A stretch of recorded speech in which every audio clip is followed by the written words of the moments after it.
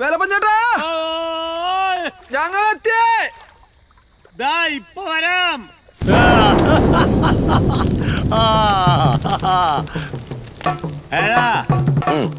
ചുമ്മാ നോക്കി നിൽക്കാണ്ട് ഓരോന്നും ചോദിക്കണം. ഇത് നല്ല ഒന്നാന്തര തെങ്ങിൻ പൂക്കളെയും നാടൻ നെല്ലിക്ക് കൂട്ടിച്ചേർത്തുണ്ടാക്കിയ സ്വയം മസാലവാ. വേലപ്പഞ്ചേട്ടാ, ഇന്നത്തെ ഈ സന്തോഷം കുഞ്ഞൂട്ടൻ പെണ്ണ് കണ്ടു, കല്യാണം ഉറപ്പിച്ചു, അതിന്റെയാ. ഇനി ഇവൻ കല്യാണം കഴിച്ച് കഴിഞ്ഞാൽ ചേട്ടന് സ്വയം സാധനം അടിക്കാൻ ഇവ ഇവിടെ വരുവോ എന്തോ. അതെന്താടാ, അവൻ കെട്ടാൻ പോണ പെണ്ണിനും കോച്ചുണ്ടോടാ?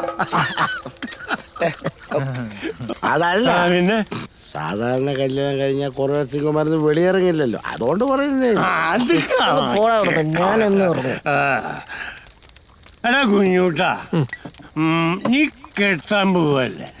എന്നാൽ ഞാൻ നിന്നൊരു ചോദ്യം ചോദിക്കാം. ഈ സ്ത്രീകളെ എന്തിനാണ് നിലവിളക്കിനോട് ഉപമിക്കുന്നത്? നീ പറ. ഞാനല്ലല്ലോ കെട്ടാൻ പോണ, അവനല്ല. അവരുടെ എന്നാലും നിനക്ക് പറയാൻ പാടില്ല. അവരോട് ചോദിച്ചേ. എടാ സുരേഷ്, എന്നാ നീ പറ. ഞാൻ പെണ്ണേ കെട്ടണില്ല. എന്നാ ചേട്ടൻ പറ. ഒരുത്തരും വിവരമില്ലേ? എടാ, ഈ നിലവിളക്ക് കത്തി നിൽക്കുമ്പോ ഒരു ഐശ്വര്യമില്ലേ, ഒരു പ്രഭയില്ലേ? ആ ഐശ്വര്യം ജീവിതാവസാനം വരെ നമുക്ക് കിട്ടണം. അതിന് എന്താ ചെയ്യേണ്ടതെന്ന് നിനക്കറിയോ?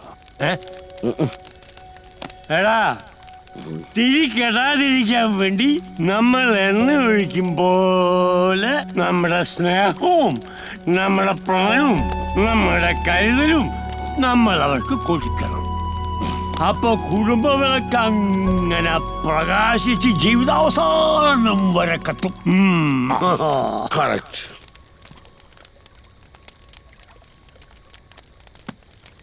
അവള് കൂടെ ഉണ്ടായിരുന്നപ്പോ പണത്തിന് വേണ്ടിയിട്ട് നെട്ടോട്ടായിരുന്നു ഞാൻ.